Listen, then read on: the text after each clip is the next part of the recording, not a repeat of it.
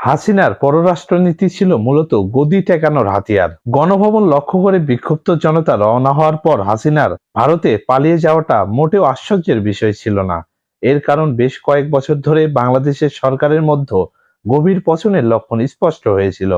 বাংলাদেশের অর্থনৈতিক অলৌকিক ঘটনা অনেক মানুষকে চরম দারিদ্র্য থেকে বের করে এনেছিল বটে, কিন্তু সেই সাফল্যের বন্দানিগীতি শেষ পর্যন্ত তিক্ত হতে শুরু করেছিল। জাতীয় নির্বাচনে হাসিনার কারসাজি, জনগণের ব্যক্তিগত স্বাধীনতা খর্ব করা এবং প্রতিষ্ঠানের অবমূল্যায়ন নিয়েও হতাশা বাড়ছিল। যে পৃষ্ঠপোষক চক্রগুলো ক্রমবর্ধমান অজনপ্রিয় স্বৈরশাসককে ক্ষমতায় টিকিয়ে রেখেছিল, তাদের দুর্নীতি ও অব্যবস্থাপনা অর্থনীতিকে পর্যুদস্ত করে ফেলেছিল। বিরোধী দল বিএনপি ২০২৪ সালের জানুয়ারির নির্বাচন বর্জন করার পর একতরফা ভোটে হাসিনার আওয়ামী লীগ বিশাল জয় পায়। কিন্তু এই একতরফা ভোটের পর জনমনে যে অসন্তুষ্ট দেখা দিয়েছিল তা আওয়ামী সরকার ঢেকে রাখতে ব্যর্থ হয়েছিল। হাসিনার পতনের পর অসাধারণ গতিতে সেনাপ্রধান, রাষ্ট্রপতি ও ছাত্র নেতাদের মধ্যে আলোচনার পর নোবেলজয়ী মোহাম্মদ ইউনূসের নেতৃত্বে একটি অন্তর্বর্তী সরকার গঠন করা হয়। নির্দলীয় ব্যক্তিত্ব ও সততার জন্য ব্যাপকভাবে প্রশংসিত ইউনূস ইতিপূর্বে বহুবার হাসিনার ব্যক্তিগত প্রতিহিংসার শিকার হয়েছেন। বাংলাদেশের ভেতরে এখন মানুষের মধ্যে একই সঙ্গে রাজনৈতিক ভবিষ্যৎ নিয়ে অস্বস্তি এবং গণতন্ত্র পুনঃপ্রতিষ্ঠার আশাবাদী মিশ্র অনুভূতি কাজ করছে।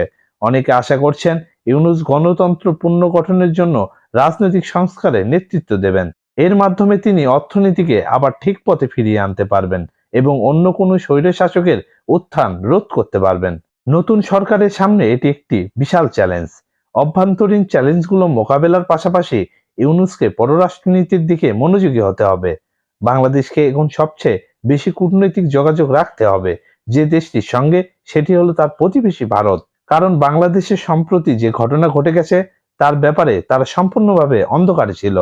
হাসিনাকে গত ১৫ বছর ধরে নয়াদিল্লি একচেটিয়াভাবে সমর্থন দিয়ে গেছে এবং তিনি ক্ষমতাচ্যুত হয়ে দিল্লিতে আশ্রয় নিয়েছেন। একজন অজনপ্রিয় নেতার প্রতি নয়াদিল্লির কট্টর সমর্থন ইতিমধ্যে ভারতকে বিব্রত করা অবস্থায় ফেলে দিয়েছে এবং বাংলাদেশে আগে থেকে বিদ্যমান ভারত বিরোধী মনোভাব ভারতকে ভূরাজনৈতিক দিক থেকে ক্ষতিগ্রস্ত করেছে। এ কারণে ভারতকে এখন সাবধানে পা ফেলতে হবে এবং এমন কোনো ধারণা তৈরি করা থেকে বিরত থাকতে হবে যা অন্তর্বর্তী সরকার এবং বাংলাদেশী জনগণের আশা আকাঙ্ক্ষাকে ক্ষুণ্ণ করে। অনেক ভারতীয় ভাষ্যকার হাসিনার পতনের জন্য বিদেশি হস্তক্ষেপকে দায়ী করছেন। কেউ কেউ এমন দাবিও করছেন ভূ রাজনৈতিক কারণে যুক্তরাষ্ট্র বাংলাদেশকে অভ্যুত্থান ঘটিয়েছে, যুদ্ধক্ষেত্রে পরিণত হয়েছে এবং হাসিনা ক্ষমতা ধরে রাখার জন্য এসব দিক মাথায় রেখে আন্তর্জাতিক সম্পর্কে ভারসাম্য রেখে চলেছিলেন। পশ্চিমা দেশগুলো সাধারণত ঢাকার সঙ্গে সম্পর্ককে অগ্রাধিকার না দিয়ে বাংলাদেশ সরকারের গণতান্ত্রিক ত্রুটি, দুর্নীতি এবং মানবাধিকার লঙ্ঘনের বিষয়গুলোকে উপেক্ষা করে আসছে। অনেকে মনে করেন তাদের এই উপেক্ষা হাসিনাকে স্বৈরাচারী হতে উৎসাহিত করেছে, কারণ তাদের নীরবতা তাকে বেপরোয়া করে তুলেছিল। তত্ত্বাবধায়ক সরকারের মেয়াদ ৯০ দিনের বেশি হবে বলে ধরে নিলে পশ্চিমারা মোহাম্মদ ইউনূসকে হাসিনার সঙ্গে লড়াইয়ে নামা নেতারা বদলে একজন স্বাভাবিক অংশীদার হিসেবে গ্রহণ করতে পারবে।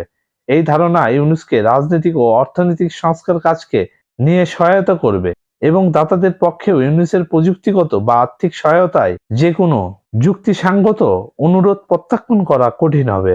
বাংলাদেশের অর্থনৈতিক স্থিতিশীলতা বজায় রাখার জন্য তৈরি পোশাক খাতের প্রধান ক্রেতা যুক্তরাষ্ট্র ও ইউরোপের সঙ্গে শক্তিশালী সম্পর্ক রাখাও অপরিহার্য।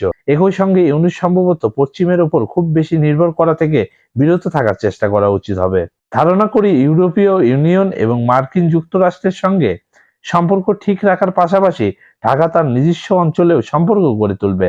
চীন এবং জাপানের মতো বড় উন্নয়ন সহযোগীদের সঙ্গে সম্পর্ক জোরদার করা যেতে পারে। বাংলাদেশের অবকাঠামোগুলো ঠিক করতে এবং বৈদেশিক মুদ্রার রিজার্ভ হ্রাসের স্বল্পমেয়াদে অর্থনৈতিক স্থিতিশীলতা বজায় রাখতে ইউনূস আর্থিক সহায়তার সন্ধান করবেন।